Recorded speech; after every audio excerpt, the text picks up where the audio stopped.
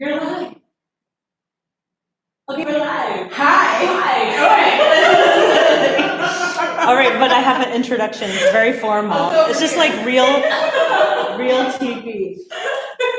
Lindsey Murphy, better known as Crazy Aunt Lindsey, insists on making everything fun. Clocking in at 15 nieces, nephews, and godchildren, she has always been the silliest, free-spirited one.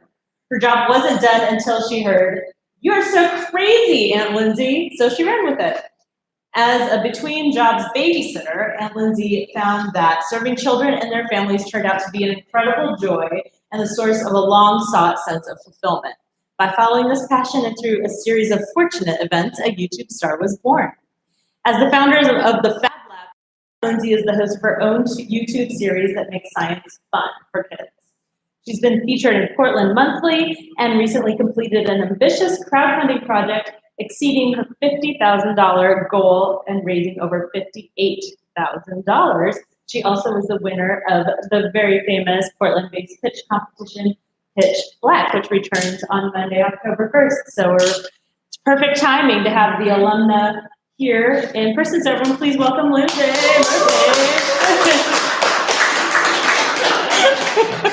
Awesome. Would you guys like to see a little video clip before we get it going? Oh, I gotta like make sure the dress is ever so Yes. for the internet. My very first Fab Lab field trip.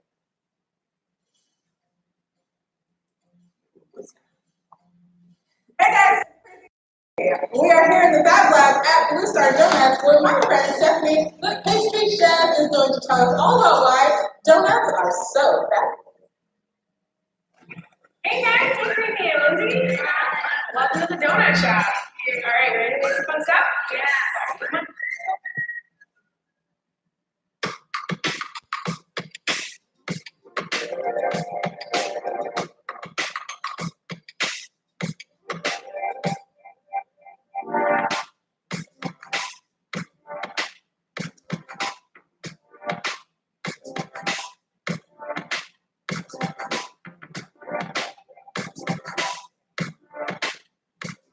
Alrighty guys, so we are behind the Blue Star counter.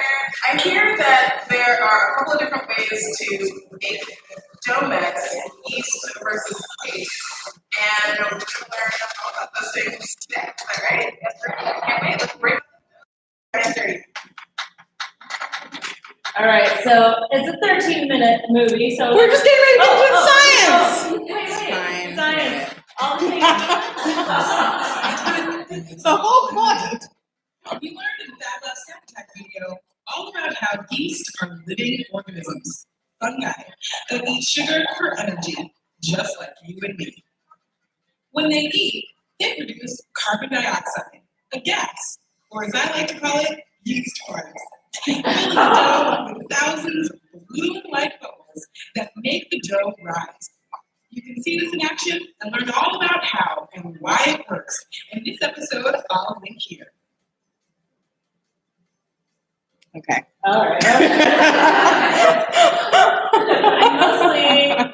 I'm mostly just like afraid of that episode because I don't want to just eat donuts for dinner. So, Girl. you probably don't want them anymore after being back. I room for donuts. Yes. So, I mean, the first thing that strikes me about that is just the production quality. It looks like you have like a full television crew working on that. Like, who's on your team? Yeah, it's me and one or two people usually, whoever I can get to help. Yeah? Yeah, that's how it's been for the first, so the show has been around for, it'll be 8 years in November. And so for the first 6+ years, it was really just a labor of love, asking friends who have cameras, who have editing skills, neither of those things I necessarily have at all, to come on board and just support for a few hours or for a day, or contribute some editing skills over the course of a couple of days to make a video happen. But no, what you see here is several years in the making. Wow. Yeah, the show started like I said, ago, and it was literally like I was a babysitter and we would have one of the kids that I was babysitting, like the older kid, would hold the flip cam. Do you guys remember the flip cams? Yeah. Would like hold the flip cam all shaky, and that was what we used to make the first 7 years of the show. So it has for sure come a long way. So of course now, kids are expert camera people. Yeah. They're making their own videos. Yeah. So just take us through the process a little bit with that to get that kind of production quality. Mm-hmm. Somebody's filming. What are they filming on? Mm-hmm. So it really depends on who is supporting, what friend has the time to do it. That episode was shot by Wes and Enya. I used to work with Enya. Wes responded to a Craigslist ad, sort of serendipitously responded to a Craigslist ad. I was trying to get a whole batch of season 3 content done that was maybe 4 or 5 years old. And he was like, hey, $1,200, I'll totally do this project for you. And he just sort of stayed on and supported. So he was using a Canon. I own a Canon. He had 2 more Canons that he brought in, but there are a couple of other episodes that I've done for specifically season 4 that are all on something called Black Magics. And those are they're amazing, draining cameras to me, but yeah. Very cool. Yeah. And then editing. I mean, that's beautifully shot, but it's all about that editing. There's a lot going on there. You've got graphics, you've got different angles. So who does the editing? Wes.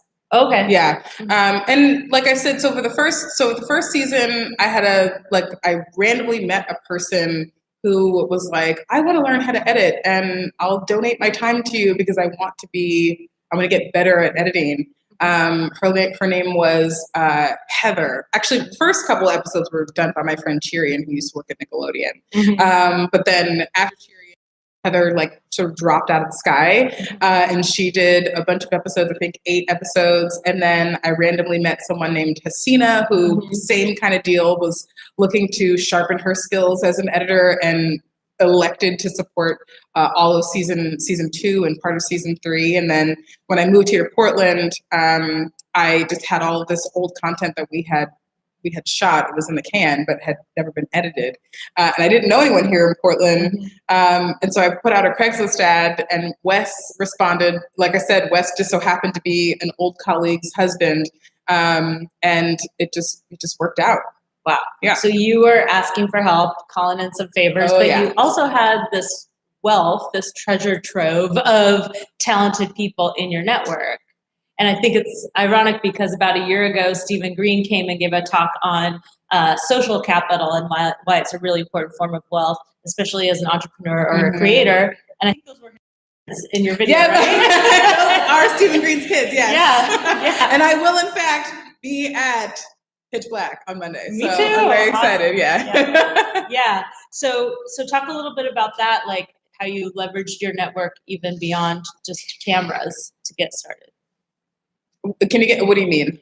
Did you get help from other people just with navigating YouTube as a platform, or? Well, no. So I had worked in production. So I'll quickly skip through some things. So when I was really young, I was a really weird kid in that anything I was interested in, I didn't just allow to be a hobby. I would pursue it as a career endeavor. And so at 15 years old, when I was maybe 8 or 9 years old, I fell in love with high fashion. When I was 15 years old, I entered the Fashion Institute of Technology. Wow. At 16, I began interning at a high-end fashion showroom in New York.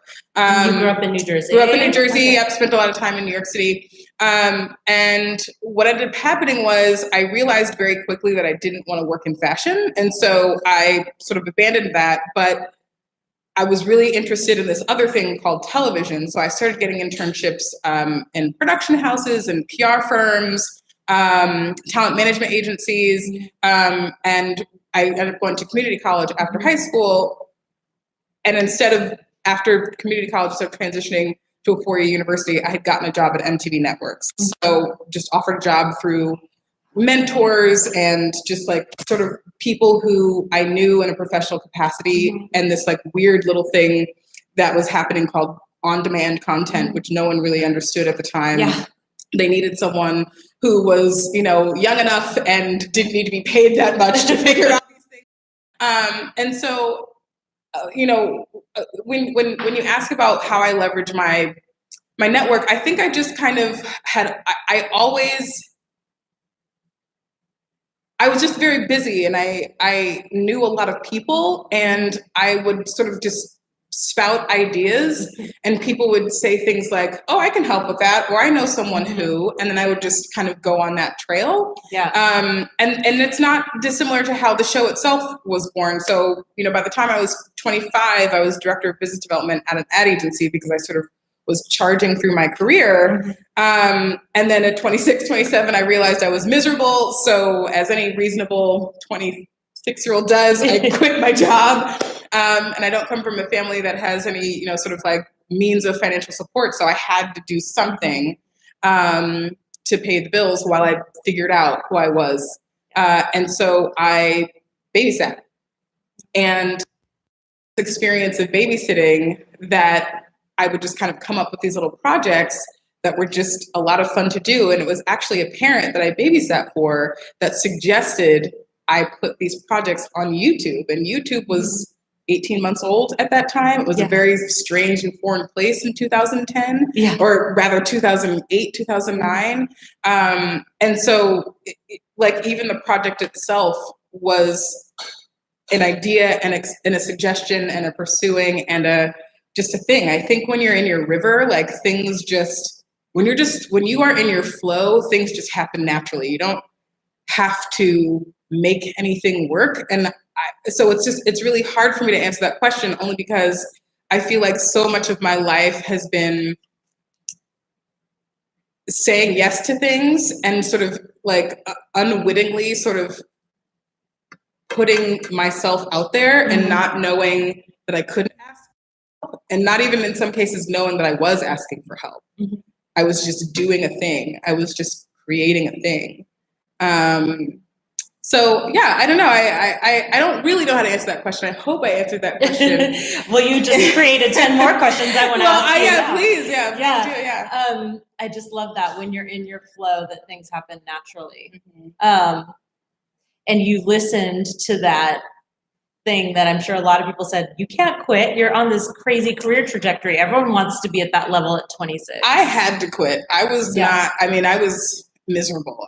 Like I woke up one day and I was supposed to go to a really, really big meeting with a very famous company that wanted to give our agency a lot of money. And I couldn't swing my feet to touch the floor. I literally, and I say this all the time, I'm not a terribly depressed person. Like I'm not a person, and depression is natural.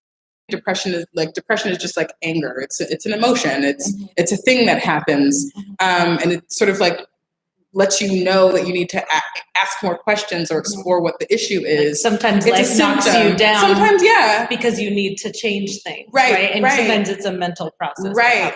But I knew that the ideal of what success was when I was, 8, 9, 10, 15, I had achieved that thing and I was miserable. So I knew something wasn't right. Time to redefine it. Time to figure out what the problem is. And yet it's such a magical thing. That's what I was thinking when I read your bio on your website is what you did just to get by in the meantime magically led to this thing, which is such a fulfilling project and like almost a life purpose for you. But it wasn't like you sat down that day when you weren't loving your job and said, I'm going to start this channel and this media.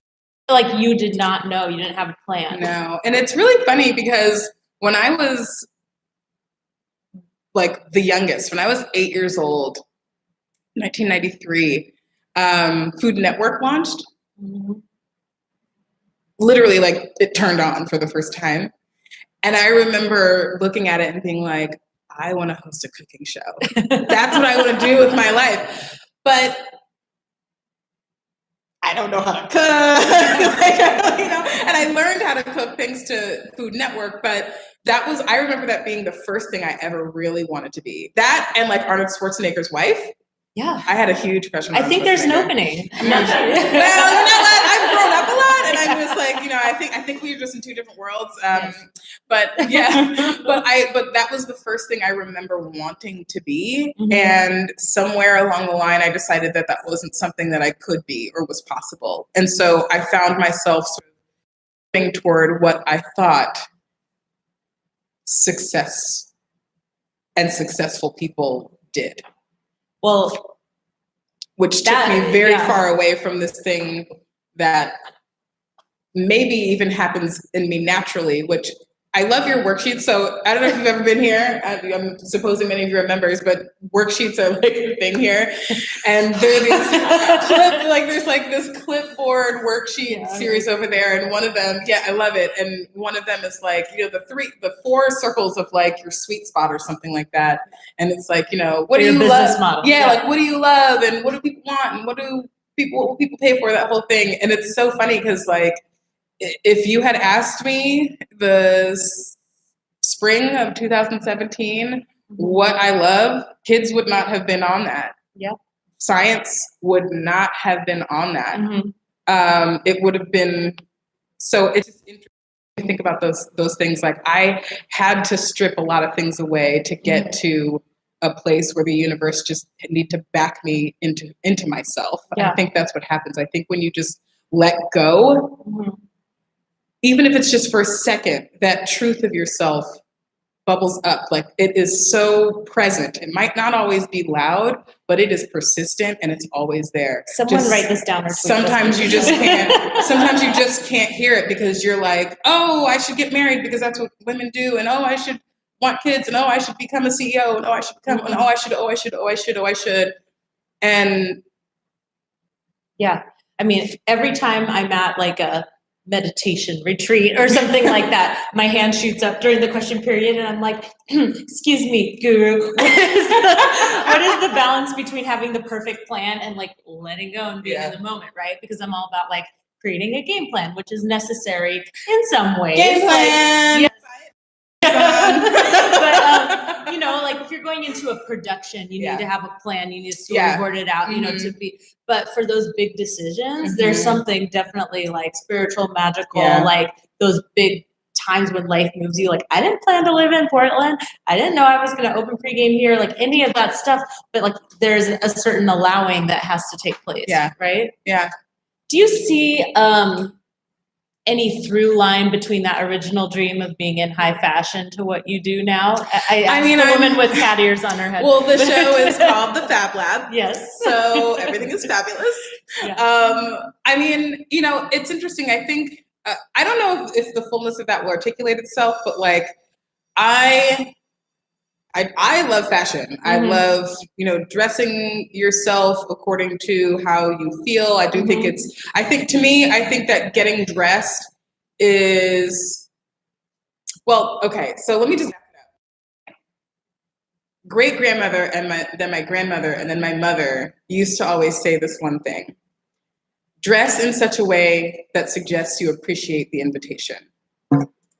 And so sometimes the invitation is to a dinner party, sometimes the invitation to church or whatever it is, but really it's like dress in such a way that suggests you appreciate this life that you're living. And so I'm not as romantic about fashion as like, oh, it's like the fullest expression of myself and it's my art form or whatever, but there is an aspect of that where it's like, putting on your clothes, just much like putting food into your body, it's how you show up for yourself and it's how you show up to the world. And so I remember when I fell in love with high fashion specifically, I was an 8-year-old girl. I was pudgy. I was among the only brown girls in my school.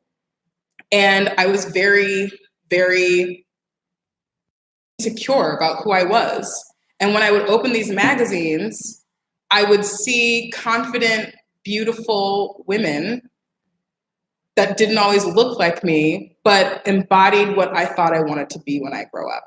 And so when I think about how fashion has played a role in who I am, I don't need to be a twig to be fabulous.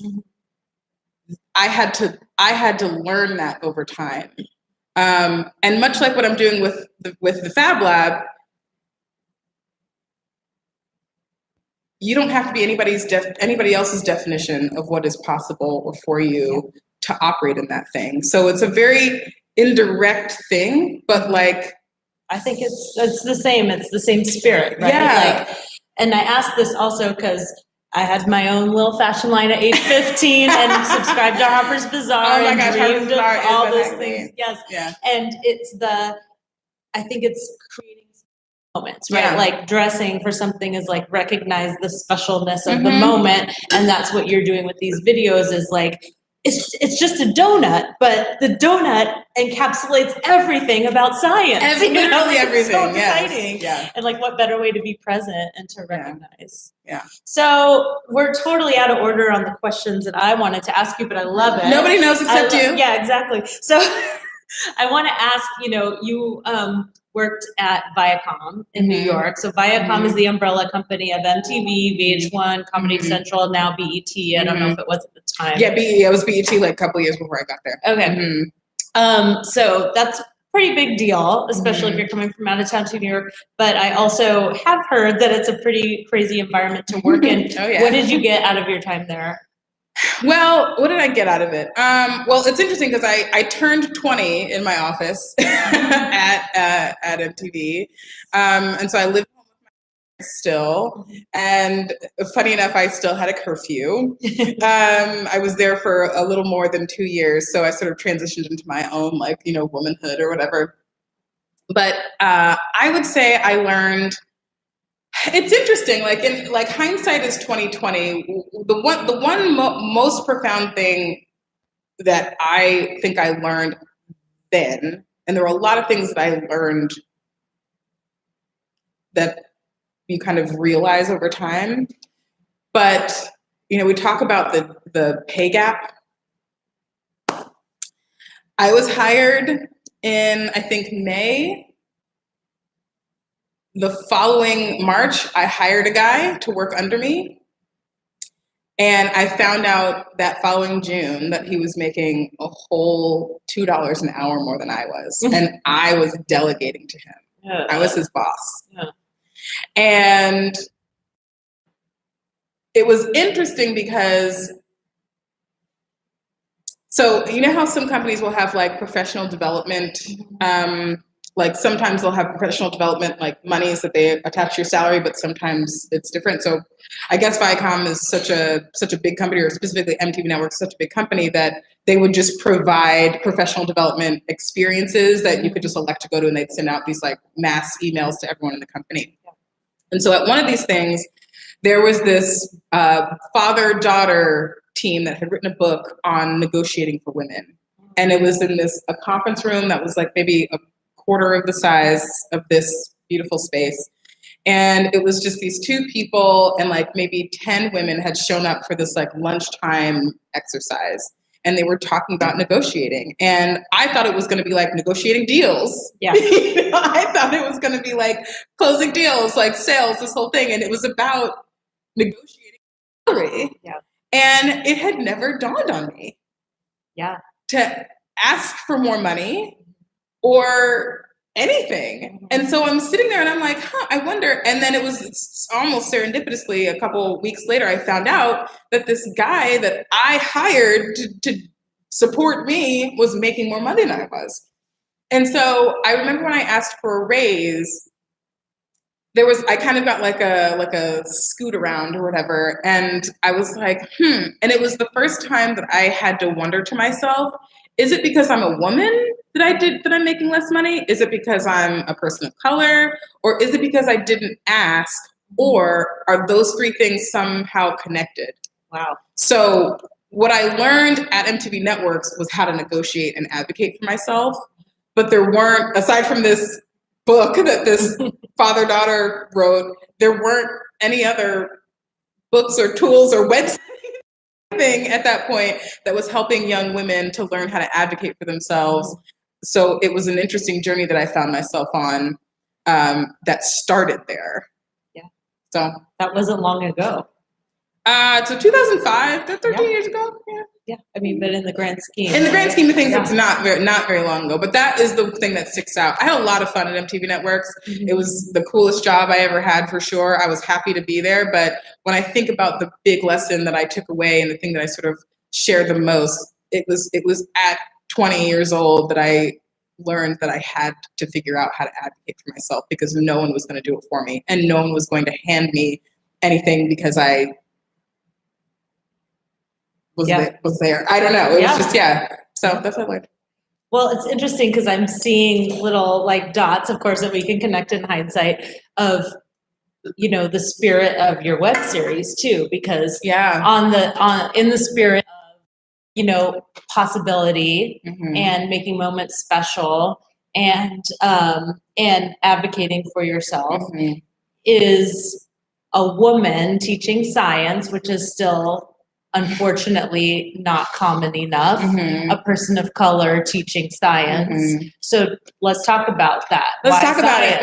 Yeah, I mean, that's really the most interesting question of the night, let's be honest. Yeah, so do you get pushback? Do you get weird YouTube comments? Do you get I don't. applause? I get applause. Yeah. And it's interesting because like, I feel like I fell into a very supportive and ready community very early on. And I actually didn't even know that I was doing science projects until someone on Twitter told me. I mean, legitimately, I thought I was just so when I was a babysitter, I would always come to my kids. I don't personally have children, but I refer to kids in my life as my kids. And so I would go to my kids and they'd, ask a question or they'd, have homework that they didn't want to do or whatever. And I would create activities and experiences around whatever the subject matter was that they were asking about or had to do. What's an example of one of those? Okay, well, I mean, an example is I always reference this one. So I was reading Bon Appetit magazine because I had been at a doctor's office or something, and I had this Bon Appetit magazine in my backpack. And one of the kids was doing something, I think, for health class. And she was reading this worksheet and she's like, she was trying to read this particular word and I go, oh, carbohydrate. And she's like, what's a carbohydrate? And I was like, well, a carbohydrate. And like at that particular time, I was like really into health. I was like, well, there are macros and there are micros. So I'm like going through this whole, and I'm like, so carbohydrate is and carbohydrates are like, they help make energy out of all these other things, whatever. And she was like, oh, okay. So like, is such and such a carbohydrate? And I go, well, sort of, but ooh, I have this perfect idea. And I pulled out my Bon Appetit magazine and in it was this recipe for black pepper fig granola. And I was like, we're gonna make some carbohydrates right now. And like I went into her parents' cupboard, I pulled out the rolled oats. They just so happened to have half of, they didn't have figs, obviously, but they just so happened to have all of these amazing things. And so we made granola, and the dad came home. Like the next week I came in and he goes, hey, thanks for making all that granola. He's like, but next time could you leave some for breakfast? Because we literally made maybe a quart of this granola. But that was like the OG original project. It was like kids asking questions, then me being like, well, what do I have on the internet that will demonstrate whatever this thing is? Another big thing that I would do is nature walks, walking home from school. I don't know if any of you have kids and walk your kids home.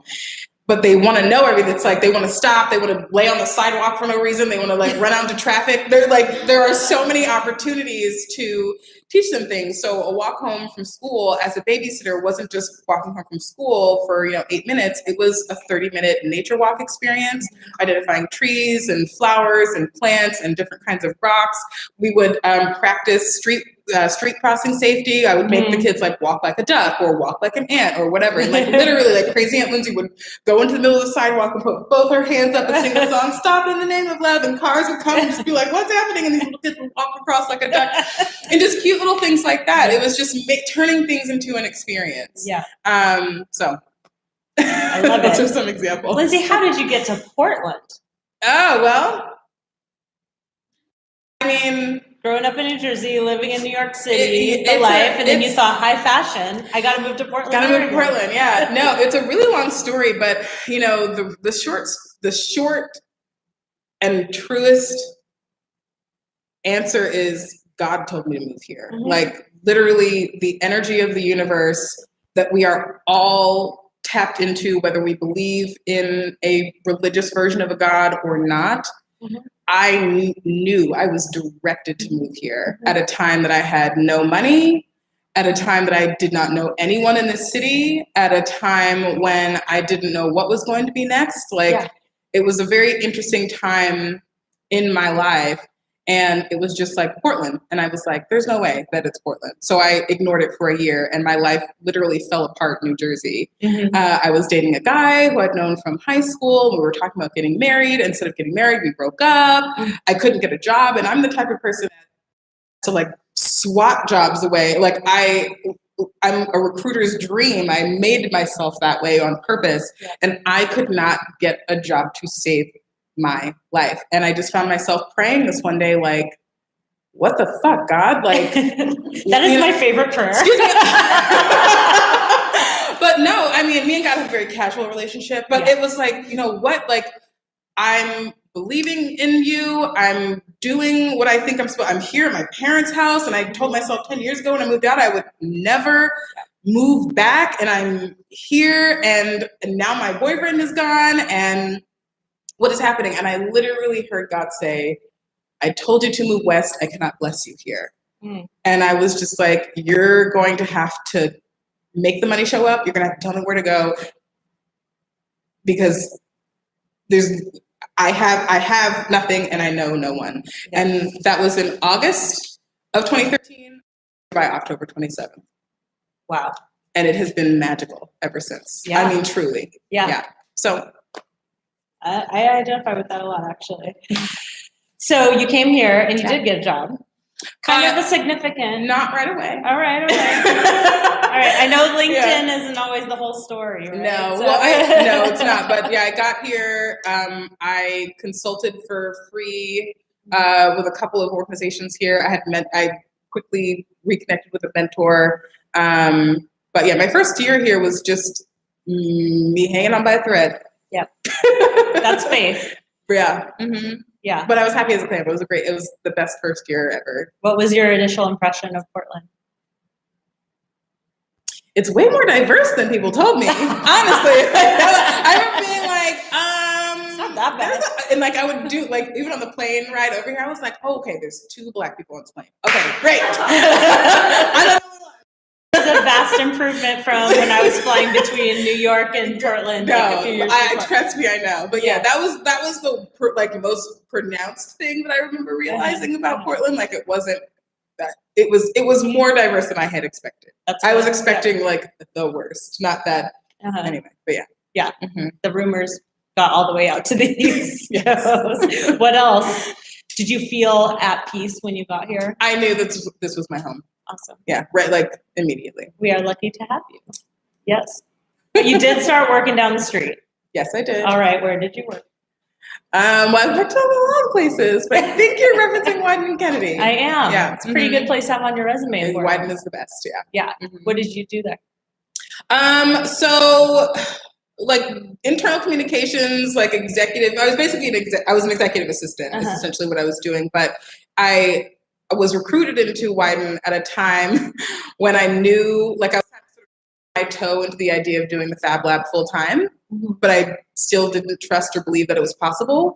So I was actually in my mind trying to like finish it up. Yeah. And end it so that I could like really go for something at Wyden, because when they recruited me, they were like, do you want the strategy job? Do you want this new business job? Do you want this? And I was like, no, I kind of, I'm doing this thing. And, and they're like, well, what do you want to do? Because we just want you here. And I was like, how about an executive assistant? That was the worst thing I could have ever done. Yeah. The best thing and the worst thing, because an executive assistant role is so intense. Oh, really? It is so Yeah, intense. I bet. It's a lot. And in my mind, I thought that I would be able to sort of like just do the job and like have all of this creative energy left over. And very quickly it became clear that that was that was not the right thing. But I also think that there were like, it had to happen that way, because if I had gotten into it, I was really good at and really like performed well in, I wouldn't be here right now. Yeah. I think I knew that I needed to have the thread cut so that I could finally just fly in this thing that has been just like begging for me to jump into. Yeah.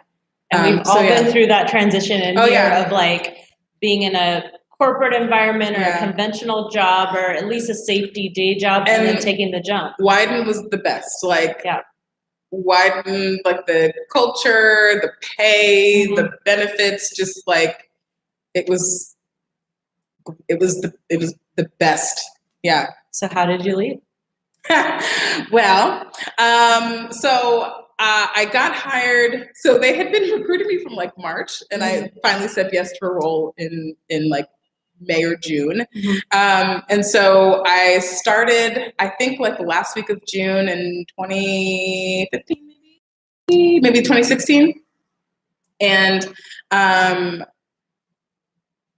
by October, my bosses pulled me into the office and were like, you're not great at this. Like, we love you. You're amazing. And you clearly belong here. But like this whole like admin executive assistant thing, we don't think it's your wheelhouse. So we want you to like just like, you know, like improve in these areas. And I was like, okay, cool. And then maybe like December came around and we were all getting ready to go on holiday. It was the holidays were coming up and they pulled me into the office again. They're like, okay, so you for sure have improved, but it doesn't look easy. Like you don't look like you're really happy like the first, you know, 6 or 7 months when you were here. Like it seems harder. So we don't think that executive assistant is the job for you. And like I would do special projects like events and like, you know, communication development and stuff like really things that I was clearly much better at, but I was overwhelmed by like needing to sit at my desk all of the time. And, you know, being an executive assistant, like, you know, you're doing a lot of air traffic controlling, but it really is a singular job. And I'm an extreme extrovert. So if I can't go and be social and hang out and do things and fix problems and whatever, then I'm a wilting flower. And that's essentially what happened. And so they were like, hey, we saw that you've improved in these areas, but it looks like it's much harder now. So we just really like, as you're on vacation, we want you to really just like, ask yourself the questions of what you want to do. And one of my bosses even suggested asking friends like to play career coach. Like, what am I good at? Like, what should I do? Like recruiting the help from me to help you answer these questions if you're not thinking or seeing clearly. And I went home to New Jersey for Christmas and immediately caught the flu. And so I had a lot of time to think. Funny how that happens. Really funny how that happens. But I found myself like really digesting this suggestion, and I ended up texting 5 friends of varying closeness. So like, you know, some best friends, some professional friends only, some friends that I had only just met. And I just was literally like, hey, you're not allowed to ask any additional questions, but if you were my career coach and I asked you what you thought I should do, what would you answer? No follow-up questions are allowed. 3 of the 5 people said, Crazy Aunt Lindsey, that's what you should be doing. And 2 of them were like, you know, I think something like with public speaking, like maybe you should be a coach, like you're really encouraging, like this whole thing, but it was very specific, like 3 out of 5 Fab Lab or Crazy Aunt Lindsey, 2 out of the remaining 5 were like, you clearly need to be out there. Yeah. I'm curious though, I find when I'm trying to make a decision like that, I ask people who I know will tell me what I want to hear, maybe not consciously. I purposely didn't do that. Okay. I purposely didn't do that. I asked people who I knew would tell me the truth and whose opinions I respected. Yeah. Which is a very interesting cross-section. Because most people are nice. Most people are nice and don't want to hurt your feelings and want you to feel good about yourself. Yep. And so I intentionally went for people who I knew wouldn't do that. Big jump. Yeah. So you got back and you said. So I got back, and honestly, the universe supported me. I was like, okay, I'm going to do this Fab Lab thing. And I remember as the clock was striking 12 for the new year, I said to myself, okay, I'm going to pick up where I left off when I was hired at Wyden, because I don't know if you caught this, but right before I had gotten to Wyden, I decided I was going to finish the project. I wanted to finish the Fab Lab with Crazy Aunt Lindsey, because at that point I'd been doing it for 6 years. And in my mind, I'm like, well, if nothing has happened with it yet, then nothing's ever going to happen. I should just finish it up, move on with my life, because I'm holding myself back in my career. I didn't see the Fab Lab as a career option. I saw corporate consulting, business development, that whole world as career, and this thing was just a hobby. And so in my mind, I'm like, well, if it was going to be viral, and if it was going to do this whole thing, it would have happened by now. So I'm just going to finish up the project. But in the whole time that I was at Wyden, I didn't do anything with it. I did nothing at all. And when this conversation was happening, when the clock struck midnight, I just was like, I'm going to give it 1 year. 1 year, and I'm just going to do it like I have no other choice. Legitimately, the week we returned from holiday, the agency announced that it had fired Verizon, and that they were going to undergo a round of layoffs. And my bosses called me in, and I was on the team that was HR, PR, and new business. So I kind of knew that this was coming down the pipeline slightly before the rest of the agency knew. So I was on the team that was sort of facilitating this whole thing. And a couple weeks later, end of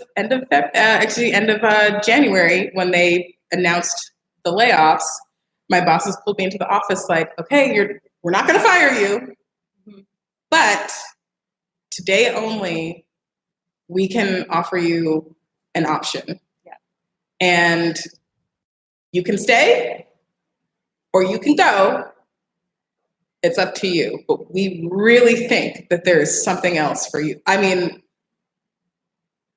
to be talked like that by, and I'm talking power women, amazing, like the most gifted women on the planet are just like, we love you. This is not it. Right. You decide, but this is the only way we can support you. You have to decide. And I was like, okay, God, I will take this severance package. And I ended up staying on for another month, to just sort of wrap things up or whatever the situation was. But February 28th was my last day at Wyden. March 1st, I was off to the races. Off to the races. Yeah. What is it like for YouTube to be your full-time job? It's crazy.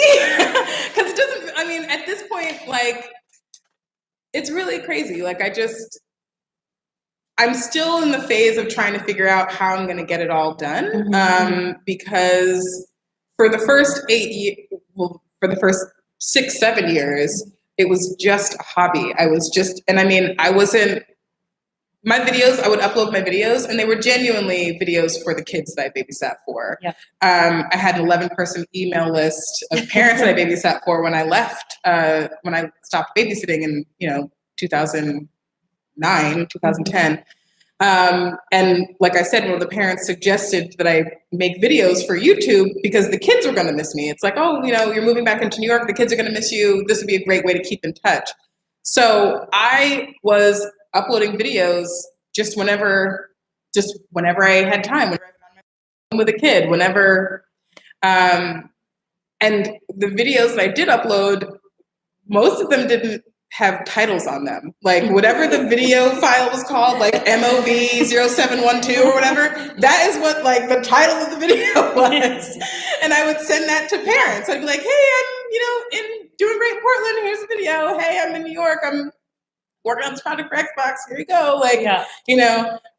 And so that was it. So the last 18 months has been it's interesting because it's been there's been a lot of heart stuff that's changed. There's been a lot of just turning the page from something being a hobby to a company is very interesting because it's like, is it going to remain pure? Can this make money? Does this have an audience? Worrying about the numbers now. Worrying about the numbers. You know, where am I going to get the cameras? Because again, I have a Canon. I have one Canon T5, bruh. Yeah. That's all I got, and I don't know how to use it very well. You know, approaching people who have helped you in the past as a business, like, okay, like I value your time and your skill. I'm going to pay you now, and how that changes and shifts the dynamic of relationships. Because when a friend is helping you, it's very different from when that friend is now your employee. Yeah, or and your you vendor. cannot pay them what they deserve. and you can't pay them what they deserve. But in some cases, you like, and even an exercise that I'm experiencing now, it's like, I know that I want to pay people really well. And I love working with everyone, but I want the best for my show. This show is for my kids, and my kids deserve the best. And so the best costs money. Right. So where am I going to get that? And I don't, it's so, I recently, so does anyone know Mata Zapata? Do you know Mata? So Mata's amazing. And she views money as energy. When she said that to me a couple years ago, it radicalized how I viewed commerce, and even power. But I look at, how am I going to get the fuel? How am I going to get the energy to do this thing? And just having the mental switch of like money being this weird, icky, scary thing that, you know, it's just energy. How am I going to get the energy and move it over here to this thing that I care about? Yeah. I don't know if I answered your question at all just then, but. Yeah, well, I mean, it's interesting too, because your first crowdfunding or fundraise was 10,000, and then your next one was 50,000. So that speaks to improving the quality and wanting to pay people appropriately as well. Was it scary to say, actually, I need to raise $50,000? Oh yeah. Talk about 10,000. that. I thought 10,000 was scary. Yeah. And I actually tried twice to raise 10,000. I tried once in 2011 on Kickstarter, and it failed because I thought I was afraid to ask for what I really needed, and money was weird and icky, and I didn't think the project really, honestly, like I think so many of us are dishonest with ourselves about what we believe is worthy, especially when it's a creation or something that comes from us. So in 2011, I knew that I needed $10K to do the project, to get a computer, because I didn't have a computer, to get, you know, a different camera because the flip cam was going away. And I calculated it, and 10,000 seemed scary. So Kickstarter was like a couple years old at that time. And so I put a Kickstarter up. I asked my mom for $80 so I could press release out on a newswire, and I left it. And I think I raised like $1,000, and that was it. And then I moved here in 2013. 2014, I did the campaign again for 10K, and I raised 12K. But my heart had changed about what was possible and this project being worthy. And so when it came time to do the 50K, I found myself sort of in a similar place where it's like, I did the math on what I needed, and it was a scary number. And I told myself, well, first what I have to do is get my audience bigger. And then what I have to do is, you know, do this other thing so that people will, I found myself putting all of these like qualifiers on even that ask. And finally, I just was like, I'm not going to do that anymore. I need 50K. I want to make my show. And I'm just going to do that. And it happened. But you campaigned once you put it out there. You didn't just like, you know, hang a shingle, give me money. No. Yeah. I was like, you know, I emailed people, I called people. Yeah. You got a lot of press this year also. This has been a really intense year. Yeah. I mean, let's talk about how you're out there. Portland Monthly magazine, full page, Mm-hmm. Oregonian, KGW last year doing science reporting, and you're the live stream host in TEDx Portland. Like, people know you on the street. It's really weird, yeah. It's really weird. Yeah. You're Portland famous. But see, this is the thing. I know a lot of people anyway, so like, Yeah. but, like it's not really. It's more like, oh, I saw it. Like, oh, but see you for brunch tomorrow. Like it's like it's not like, yeah. Humble. No. What do you love about having that platform? I mean, of course, it helps you promote the show, but Yeah. What do I doing love this, about you're it? great in front of a crowd. You do a lot of speaking. I mean, what I love about it. I mean, I'm a pretty extreme extrovert, so I love telling people what I know they should hear. I don't think enough people hear the truth, and I do my best to tell my truth. Mm-hmm. Yeah, I do my best to tell my truth. And giving people permission to search their truth a little more is something that I really appreciate about this platform. I love when, I was walking by Zoo Pants the other day, and I saw this girl who has this amazing blue hair and these like cool like floral leggings and these dope like fuchsia sneakers. And I'm looking at her, I'm like, oh my God, she's so cool. I love this girl. She's like maybe 11. And she goes, are you Crazy Aunt Lindsey? And I was like, yes. Yes, I'm Crazy Aunt Lindsey. Me. To be cool to kids is the coolest. Does it fulfill some part of your Oh my your God, self, yeah. It's like my little like pudgy, nerdy self that like felt like I didn't have any friends. Yes. Like, yes, my life is the best. My life is complete. So when you meet kids and kids are excited about meeting you, like there's nothing better than that. Yeah.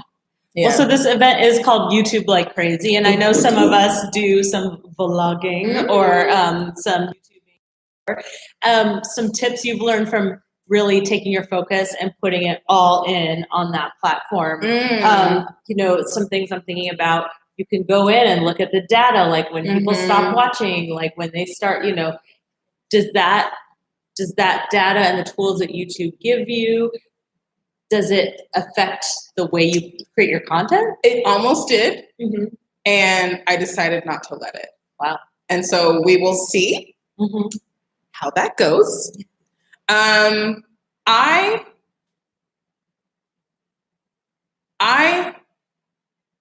make content for 8-year-old Lindsey who needed to see herself and wanted to spend time with her favorite adults at the same time.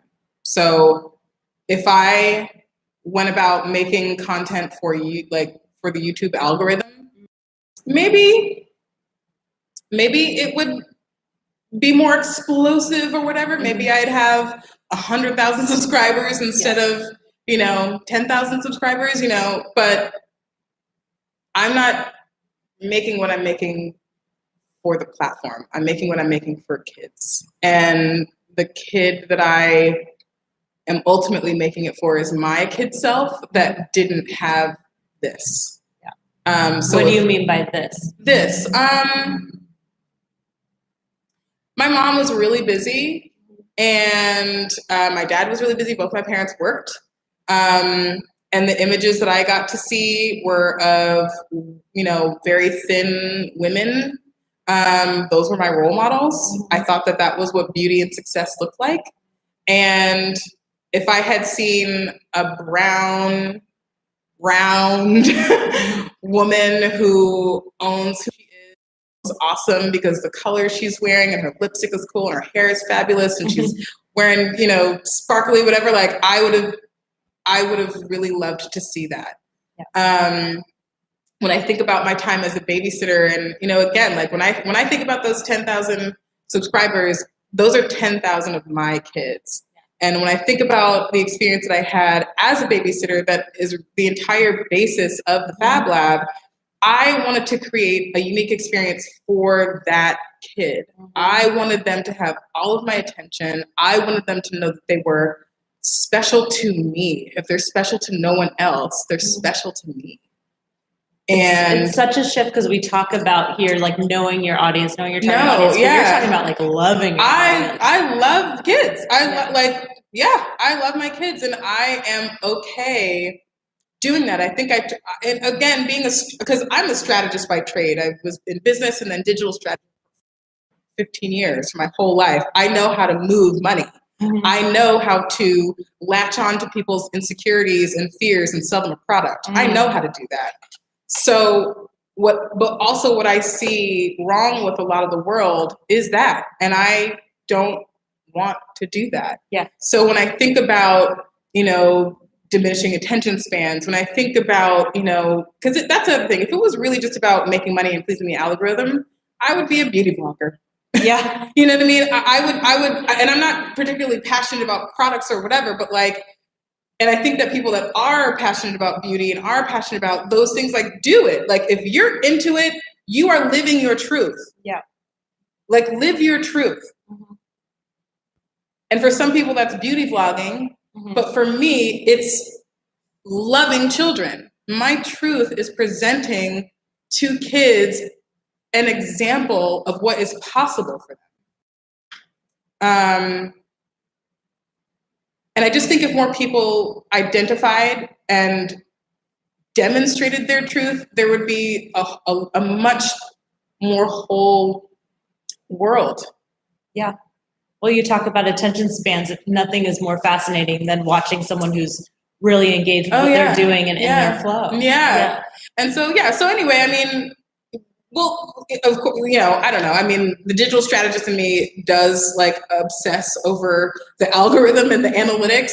But then there's the part of me that's like, you know what, Lindsey, your videos didn't have titles on them for the first 5 years, and still somehow 100,000 people found you. Wow. Just keep going. Yeah. Just keep going. Yeah. Questions?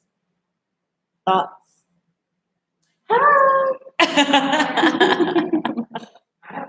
Yeah. Yeah, go for it. I'm curious about maybe shows that you were inspired by and how the scripting of your show evolved. So my show, my show doesn't have a script. I will. My process as of now is I will think of either a scientific concept or a really cool DIY project that I want to do, and then I'll build the DIY project about the scientific concept, or I'll figure out the science around the DIY project.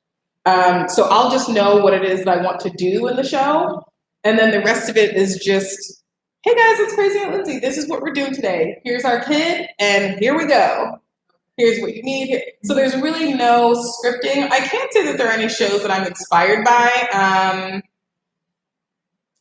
Honestly, I think about Emerald Lagasse back in the day, who was one of my favorite food people. Sarah Lee, I think was her name, the blonde-haired lady that did you know what I'm talking about? She had it, right?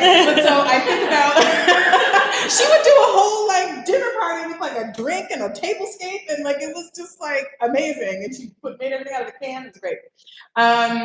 So I think about Sandra Lee. Her name is Sandra Lee. Sandra Lee, Emerald Lagasse, sort of I'm demonstrating something while also maybe telling you a story in a way of relaying memories, creating memories. But there's really,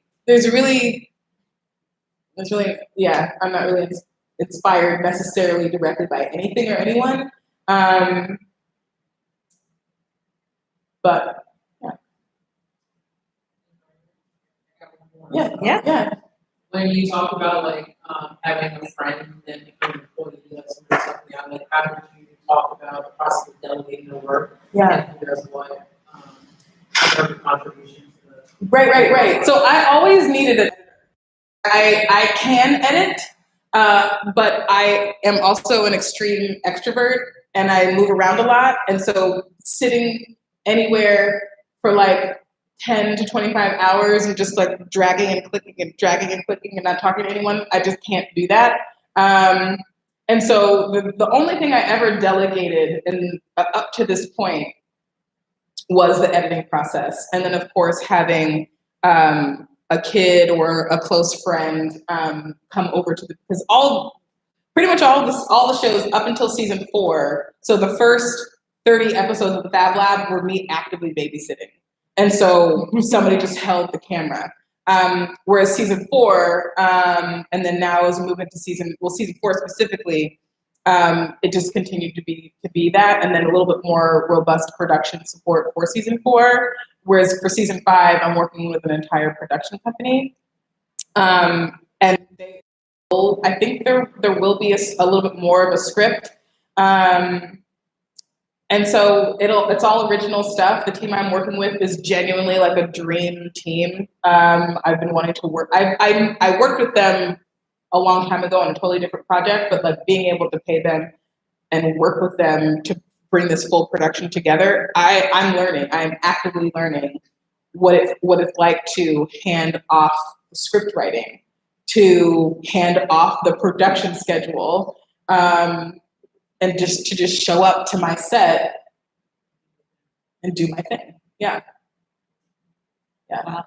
So ask me in a couple months.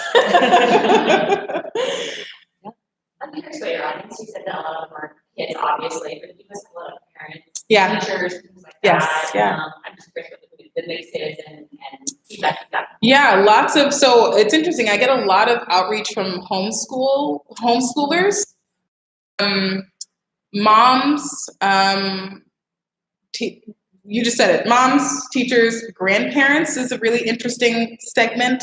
And a lot of the grandparents that I work with either were scientists themselves, worked in a lab, or were teachers and are retired, and they love the show. So I'd say maybe 8% of my audience is very specifically grandparents who were active in science or teaching at some point in their personal lives and careers, and are looking for things to do with their grandkids. But millennial moms make up more than 70% of my show. Okay. Of my audience. But they're looking for something nutritious to give their kids. Yeah, and I was just curious if you got any ideas from them too. Like, are you getting feedback from them, like any questions that are giving you ideas for content going forward? Yeah. So I have questions about have you ever used this science kit? And I'm I want product reviews. yeah. So I'm no, but I'll do it really fast for you. And then I'll email them. I'll be like, oh, I went and got it, and so but You take that's. requests? I think that science kit should. I agree. Yeah. So yeah. But yeah, hopefully I didn't give away a secret just then. But I get requests very specifically for books, for science kits. Is this worth it? Is that worth it? And I actually have some content coming out very soon that will help answer those questions. I was I worked at a kids interactive agency my first year here, and I became versed in COPA compliancy and not selling directly to children, which I think is the right thing. Yeah. So I didn't do reviews for a long time because I didn't want to even touch the idea of disrespecting that. But people want reviews, and kids love unboxing things and blah, blah, blah. So we'll see. Is your revenue model completely just from the funding you've gotten? Sponsorships. I function, I'm not a nonprofit. I kind of function like one. So companies will sponsor content. Yeah, so that's where the money comes from. I did this last round of fundraising because I just really wanted to make the show. And you blew away your goal, right? You didn't just reach it. I really, yeah. Mm-hmm. What do you think the success for that was?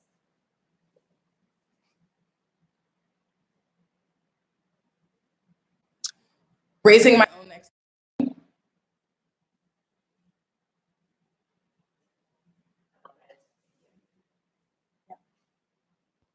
When you talk about the key, it was that. The strategy was asking people directly, but also giving enough out that they knew they would get something back, maybe. Yeah.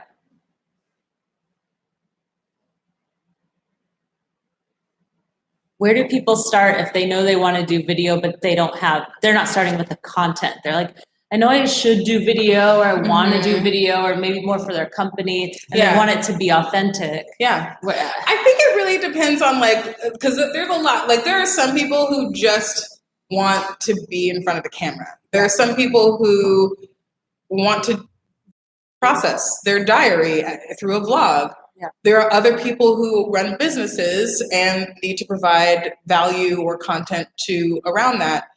And so to me, there's no one answer to that. I think if you're a person that just wants to share something, just share the thing. And sometimes you just have an audience of one. And sometimes that audience of one, guys, an 11-person email list. I don't think you understand. We all know 11 people. We can all start. Literally 11 parents is who got this email twice a year, maybe. I just wanted to connect with my kids. And over the course of 8 years, it turned into what the world wanted, what I was with. I just wanted to make something. Now, if you're a business and you're a career coach, or you're an intuitive healer, or you're whatever, you definitely have a lot to share. I'm definitely in the camp of giving away your best stuff. Because no one will know that it's the best until they see it, and we live in a society that expects free content up front before they start paying for things. Yeah. So I just think you should give away your best stuff, because that is what people will ultimately buy into. And I'm an example of that. Truly, I'm an example of that. It took 8 years to get there, but I just raised $60,000 in 40 days.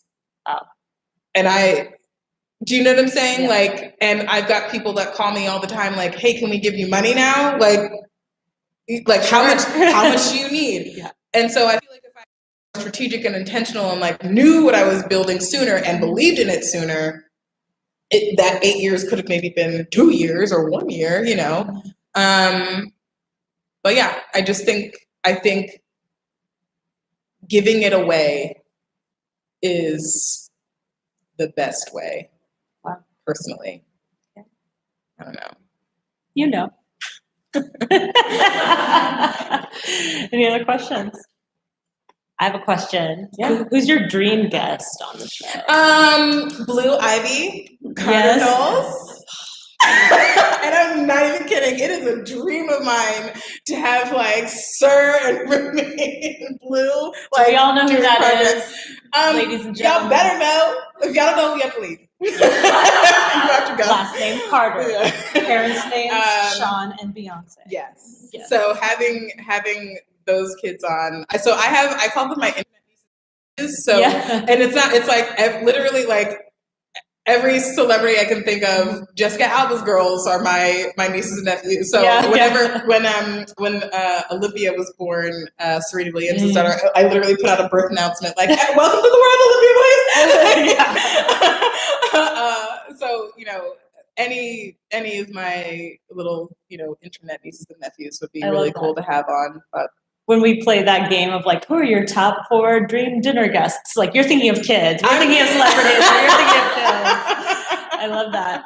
So, okay, local kids who maybe aren't, celebrity kids, how do they get on the show? Do you just kind of when you know people? So last season, Steven's kids were the only ones that were available during the school day that particular week. Yeah. So that's how they got on. But I had a couple of kids from Wyden, friends who have kids, their kids will be on the show. season 5, we're doing a little like casting call. We did the casting call a couple months ago, and then I will invite kids to a little play date and see about just like chemistry and stuff. There are tons of opportunities coming up in the next couple of years to participate in the Fab Lab, either in video or in photographs. So I'll need a lot of kids. So if you have a cute kid with a great personality who is a fairly good listener, they don't need to be the best listener, just like an okay listener. Yeah. Send them my way. Yeah. Yeah. How can we help you in general? What can we do? Watch the show. Watch the show. Share it with everyone Share and it tell with them that everyone. it's your favorite science show that you've my ever favorite. seen ever. No problem. Subscribe to the YouTube channel. Subscribe to the YouTube channel and tell a teacher. Tell a teacher. I like that. We all know a teacher. Tell a right? teacher. Someone. Yes. Intentionally. Like Yes. and even if you have to just walk up to Lincoln High School, be like, Crazy Aunt Lindsey, and then don't just walk into my high school. Never mind. Don't do that. Maybe don't. Don't do that. Especially not in elementary school. Mm-mm. What's your goal in the next year for Fab Lab? My goal next year is to pump out 14 new episodes. Wow. I'm getting ready to launch a rebrand. So the website, which I built by myself, isn't it beautiful? See, it's not beautiful. I'll be putting out a new website, but getting the episodes out, maybe doubling my audience is like a personal goal that I have, but just making the best show I can. Making the best kids show ever is just the general goal. Yeah. So we'll see what that looks like. Who's your squad? Who do you talk to when you're having a bad day or you're stuck? Well, I have one best friend. Her name is Leah. Mm-hmm. Hi, Leah. She's probably watching. Leah Gagliano is my best friend in the whole world. Let's see, my sister Hillary. She's pretty amazing. But I don't really get to talk a lot when I talk to her because she's always the one talking. But yeah, my sister's Hillary was my biggest cheerleader from the time that when I was that pudgy 8-year-old. She was the one that came home from college with Harper's Bazaar and Vogue in her purse. Yeah. And I remember being like, "Do you think I could be a model?" And she's like, "Yes, you can. You can be a model." Yeah, good answer. Yeah, so she's been like the cheeriest of cheerleaders my entire life. And yeah, I'd say that. And God. Yep. Still praying. Still getting that guidance. Yeah. Yeah. Yeah. How do you reward yourself when you do a big thing, and how do you refuel? Because you are hustling, you're doing a lot of different roles in your business. Right. Well, recently, as in like the last 2 or so years, my body has been sick to shut me down. Yep. So I'm learning how to answer that question. I don't know. I'm a big fan of massages. Mm-hmm. I'm a big fan of going on long walks. I'm a big fan of spending time with people who fill you up, truly fill you up, or who you can pour into, who appreciate that. Those are the ways that I have taken care of myself, but you can always be better. There's always room for improvement there. Yeah. I think that's something we all have in common here is those of us who are hustling toward our goals, and we're always on to the next thing, and there's a new milestone and a new crowdfunding campaign. The thing, what I actually, and I don't know if this answers your question, but the thing that I've done recently is turn off all the notifications on my phone. Yeah. And I don't touch email, social media until noon. Wow. That has been the biggest game changer. Legitimately, no notifications. Wow. And when I look at my phone, okay, I have 6 weeks of calls and I have a setting thing, but look. Yeah. You don't have those red dots. There's very calming. Nothing. And a lot of times I'll even do this. Oh, I didn't know you could do that. I'll even grayscale it. So I know I need to check my email. I know someone's trying to holler at me on Twitter. I know that there's stuff happening on Instagram. But if I look at it, I'm like, I gotta check it. I'm fine. So that is probably the thing that has contributed the most to my sanity and my sense of just ever-present self-care is turning off notifications and intermittently grayscaling my phone. I like the colors. Yeah. But they're addictive, guys, on purpose. On purpose. Just putting that out there. Right. I'm back on the sleep thing. Not that I'm sleeping, but on the knowledge that I should sleep 8 hours a night, and the screen time is making me sick. Yeah. Yes, so it's very good. How do you define success?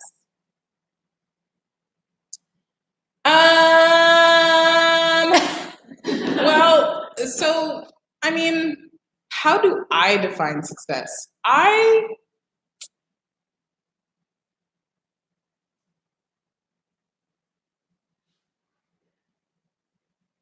don't. Yeah. I don't define success. Yeah. Well, it seems like from your actions and from your story, listening to that, still small voice or booming voice is part of it, right? Mm-hmm. Yeah. Maybe. I don't know. I don't define success. What's your priority in your project going forward? My priority is good science show that ever existed, ever. I think you're well on your way. I hope so. Yeah. Lindsey, thank you so much for being here. Thanks, I really guys. appreciate that. Nice to meet you guys. That's awesome. So shout out all the places people can find you. So just go to YouTube. Yep, and- youtube.com/Crazy Aunt Lindsey until the new season. Then it's youtube.com/the official Fab Lab. Whoa. We're rebranding this year. You can follow me, Aunt Lindsey, on Twitter. Crazy Aunt Lindsey on Instagram.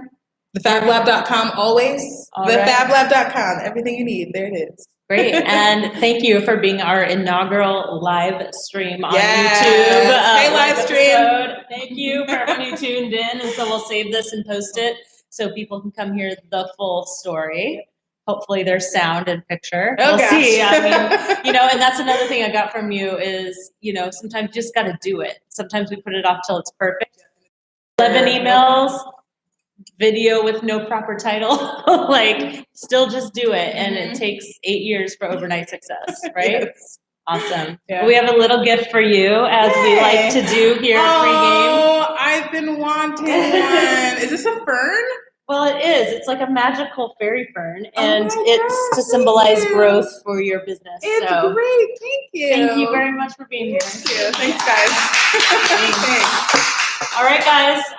Please hang out, say hi to Lindsey, take a picture of you with her, and This is hope so that you great. post on social media, have a drink, and we will see you back here if you're not a member. The next thing you can come to is October 4th, first Thursday. I'll be presenting Pregame Your PR, so I hope to see you there. Thanks, guys.